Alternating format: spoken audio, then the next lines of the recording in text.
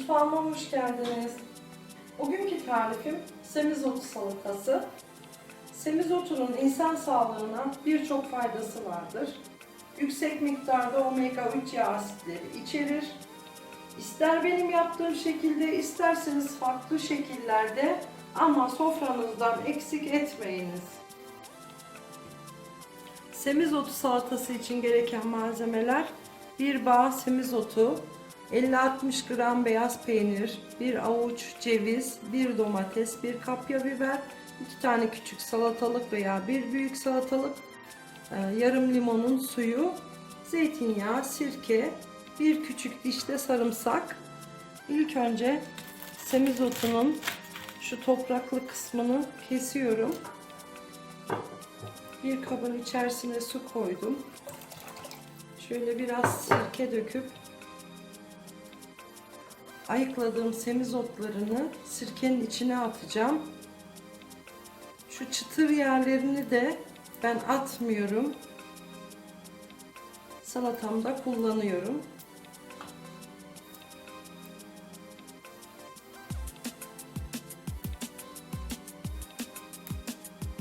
Ama bakın böyle kalınsa onları kullanmıyorum.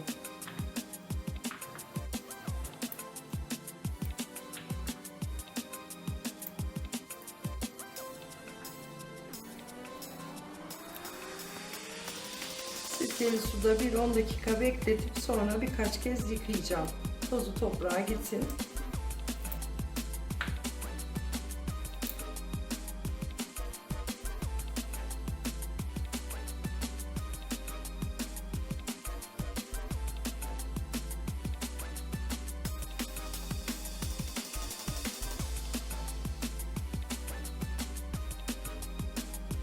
Şimdi bütün malzemelerimizi yıkadık. Semizotunu da 10 dakika suda beklettim, sirkeli suda. Birkaç kez de durulu suyla yıkadım. Suyunu akıttım. Diğer malzemelerimizi de yıkadık. Hiç kesmiyorum ben. Ayıkladığım şekilde koyuyorum salata yapacağım kabıma. Büyük parçalar varsa şöyle elinizle koparın.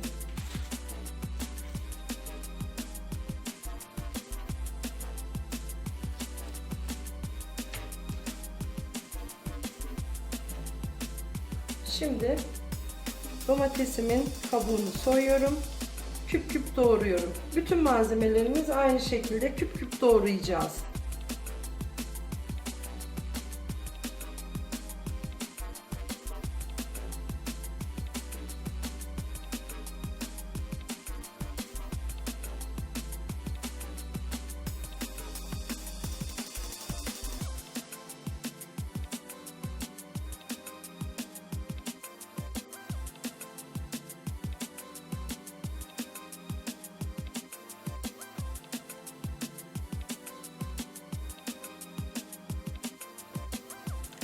Şimdi geri kalan semizotlarını da şöyle biraz üzerine serpiştiriyoruz.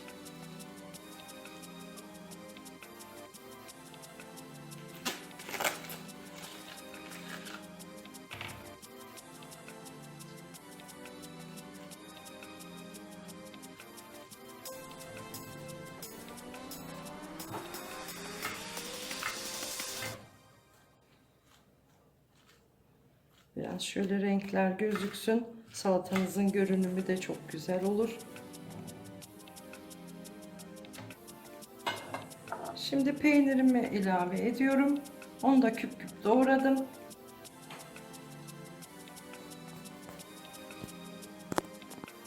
...50-60 gram peynir var. Burası rahat 6 kişilik bir salata oldu. Siz isteğe göre azaltabilir, çoğaltabilirsiniz malzemelerinizi. Şimdi bir avuç kadar bir avuç kadar ceviz ilave edeceğim. Cevizleri de böyle elimle biraz ufaltıyorum.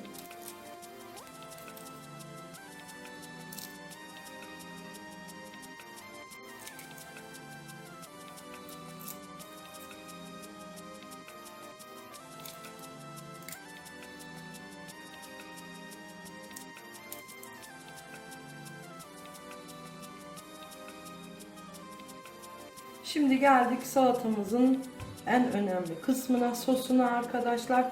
Sosu için bir diş orta boy sarımsağım var. Rendenin ince kısmıyla rendeliyorum ki yaprakların üstünde gözükmesin diye.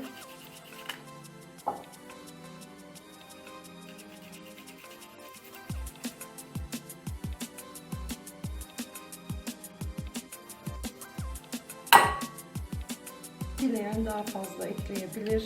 Ben şöyle biraz aroması geçsin istedim sarımsağın. Yarım limon suyu. Siz isteğinize göre, damak zevkinize göre hepsini azaltır veya çoğaltırsınız. Bir yemek kaşığı nar ekşisi.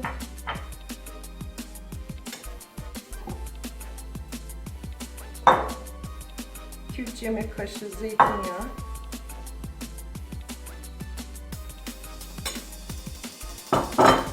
Ve biraz da sirke. O da 1 yemek kaşığı kadar. Bunları karıştırıyorum.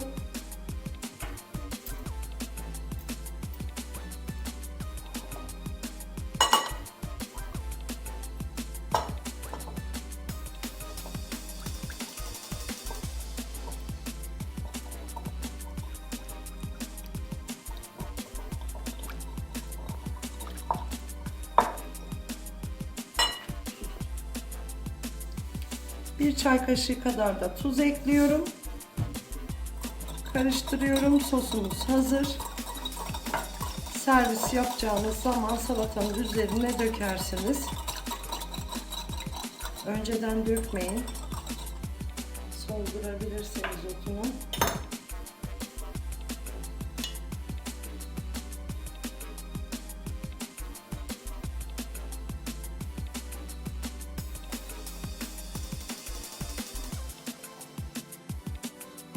Umarım beğenirsiniz. Şahane bir salata oldu.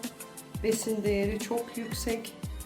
Size afiyet olsun. Kanalıma abone olup beğenilerinizi unutmayın. Sağlıkla kalın. Hoşça kalın.